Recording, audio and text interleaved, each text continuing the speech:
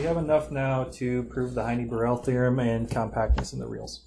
I'm just going to do this in R, not like Rn. The book does it in Rn. It's just going to be easier, and it's sort of the same proof ideas in Rn. But let's first start out with this theorem. Every closed and bounded interval in R is compact. Okay. So let's see the picture first. So I'm going to take a closed interval, say from A0 to B0. And then what we're going to do is we're going to split it in half into two closed intervals.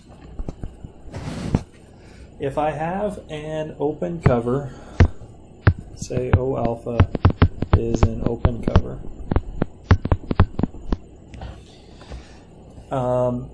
if it admits a finite subcover, great. Otherwise, I've got two intervals here where one of the two can't be having a finite cover either. If both of them had finite covers, I could put them together and get a finite cover for the entire thing. So, for example, let's say this half doesn't admit a finite subcover. Okay, if I do that, what I'm going to do is I'm going to call this B1 and this A1. Let me do those in green.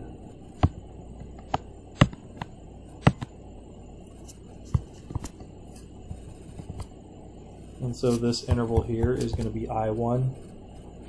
We'll call our first interval I0. And then we're going to repeat.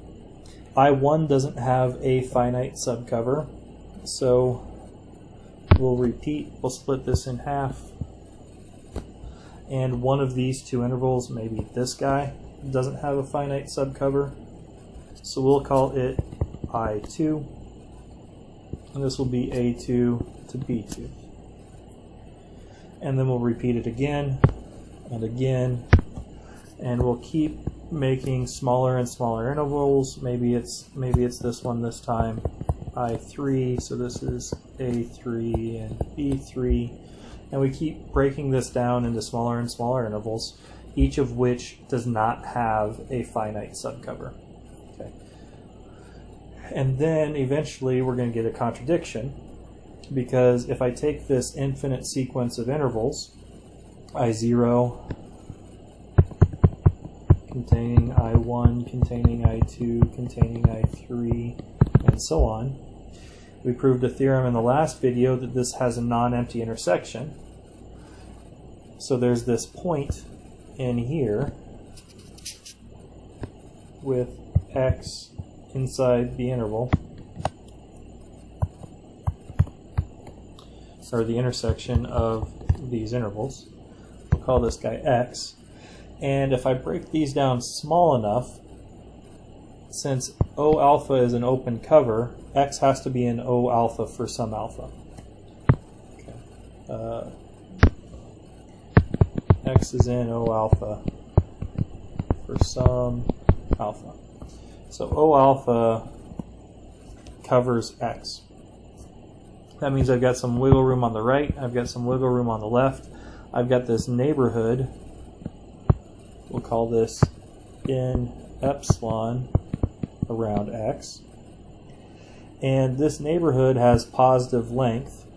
These intervals keep getting half as big, so eventually one of these intervals will be completely inside this neighborhood.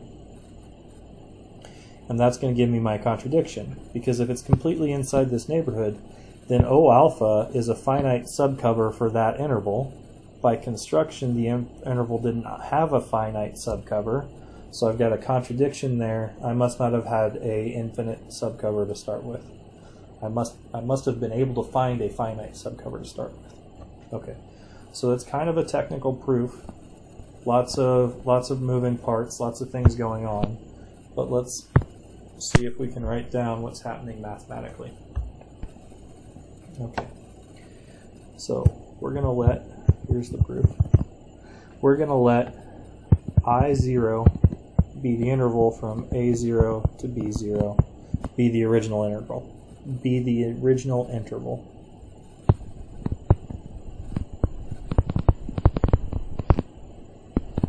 So it's closed and bounded interval. Okay. Let O alpha be an infinite cover, open cover.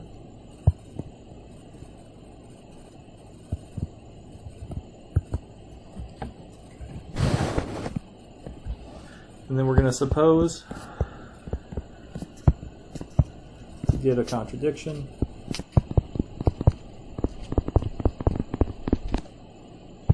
No finite subcover exists.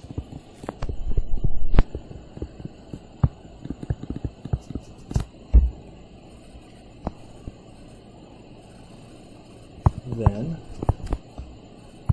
either, maybe both, but either A naught comma A naught plus B naught over 2, or A naught plus B naught over 2 comma B naught have no finite subcover. If both of them had a finite subcover, we put them together and we get a finite subcover for the whole thing. So there's the problem. So I can't have both of them having finite, so one of them, either the first or the second, has no finite subcover. Maybe neither one has a finite subcover, but for our case and purposes, one of them doesn't. Let this interval be A1, B1. We're going to call that I1. Repeat this to get I2 and I3 and so on. Then I0 is a superset of I1, which contains I2 and so on.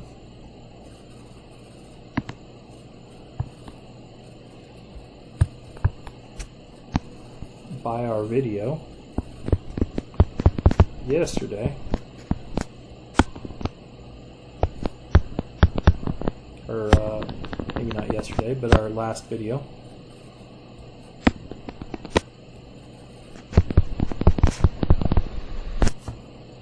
the intersection of II from 1 to infinity is not empty. Say X is in this intersection.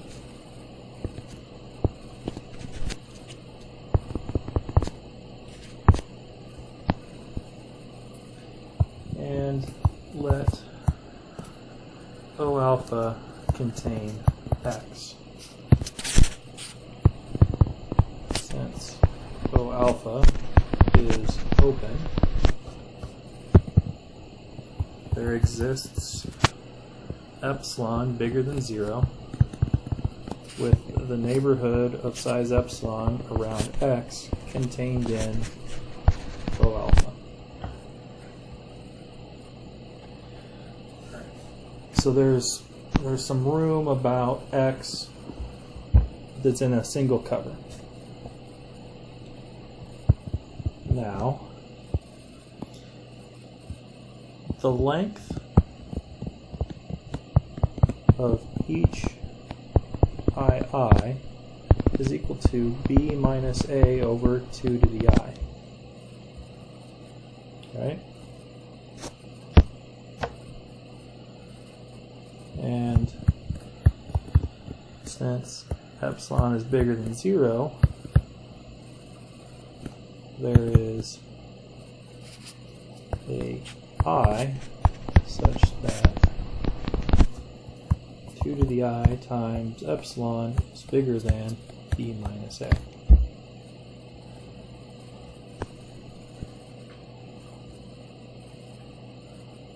Okay. Let's look at I sub I then. So epsilon is bigger than b minus a over 2 to the I. So here's our picture. Here's x. X is in every interval, so x is in this I sub I interval. So maybe it's here. Maybe here's AI and here's BI. And the length of this thing is less than epsilon, because that's what we have right here. And I also have O alpha sort of around x in a radius of epsilon. So this is my in epsilon of x thing. And so we see that this entire interval is contained in the neighborhood.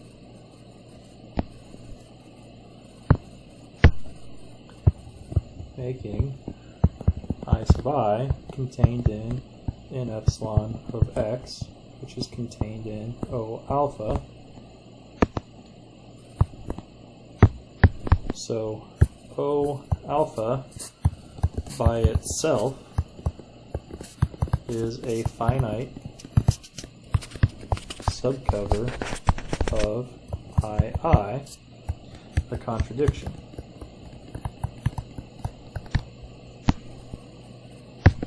Therefore, there must be a finite subcover of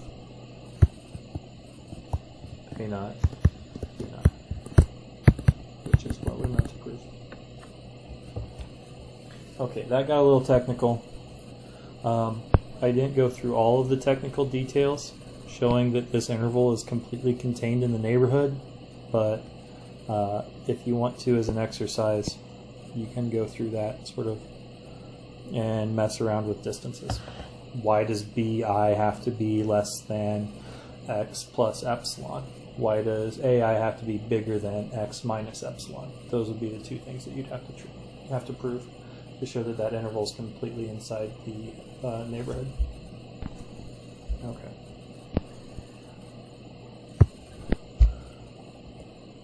All right, now that we have that,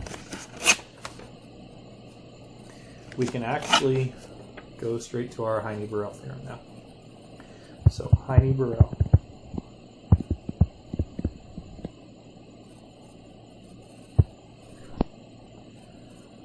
A subset of the reals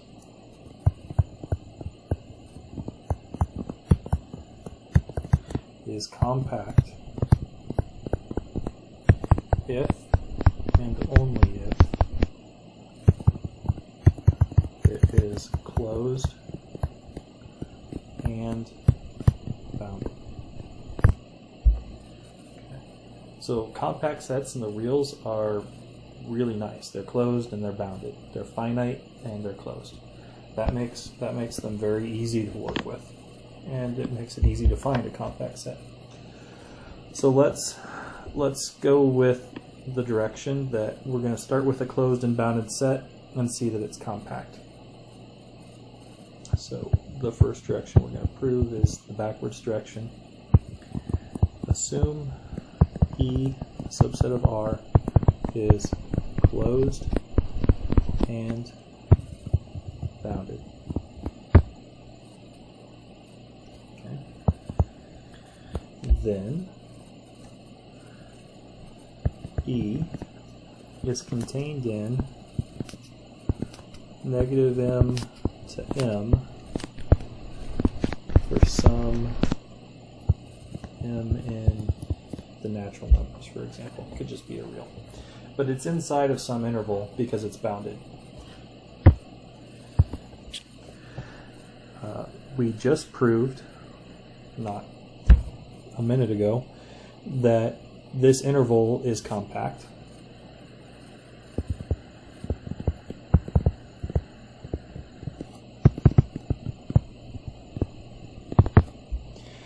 So, as a closed subset of a compact set,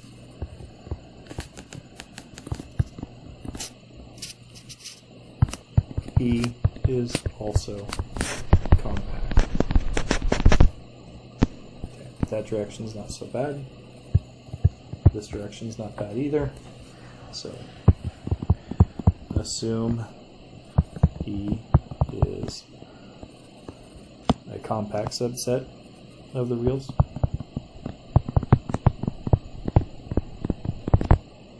Okay. Then, since it's compact, it's closed. We've already proven that compact sets are closed.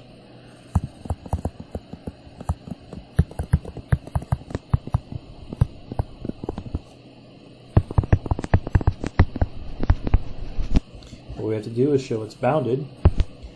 So it's compact. How do you do things with compact? Well, you take an open cover and find a finite subcover of it. So let's get an open cover that's going to show us that it's bounded. Well, let O alpha equal negative alpha to positive alpha be an open cover of E. Why is this an open cover of E? Because E's reals and O alpha covers all of the reals actually, right? As alpha gets bigger and bigger, O alpha covers all the reals. So E has a finite subcover.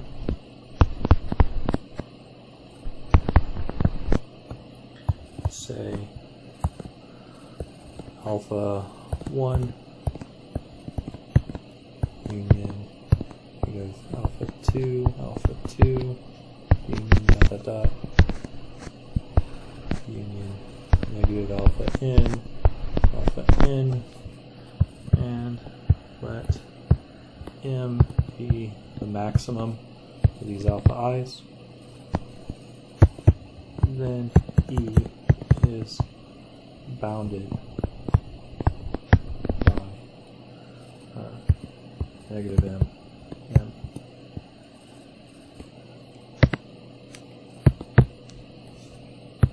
Okay.